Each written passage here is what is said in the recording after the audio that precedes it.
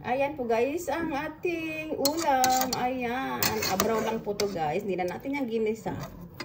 Abraw lang po na gulay. Tapos may lagay tayo ng sahog na lang guys. Yan.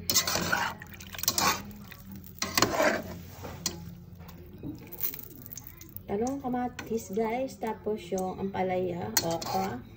Ayan. Tapos may konting kamote. Tsaka yung sigarilyas guys. Lagay din tayo ng kamatis.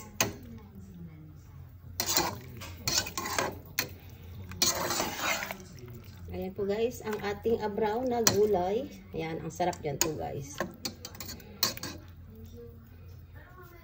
Ayan po guys, ang ating ulam ngayong gabi.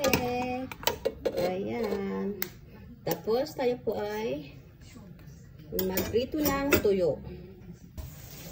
Ayan na po guys, ang ating ulam. Ayan, nagprito po tayo ng tuyo. Ayan, dried fish.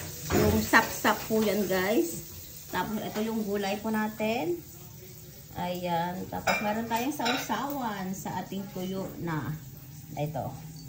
Lagay din tayo ng kamatis po guys. Ayan, ang ating ulam guys. Ayan guys, tara na guys, kain na po tayo. Ayan. Ayan po guys, thank you guys for watching. Just like, share, and subscribe. Bye!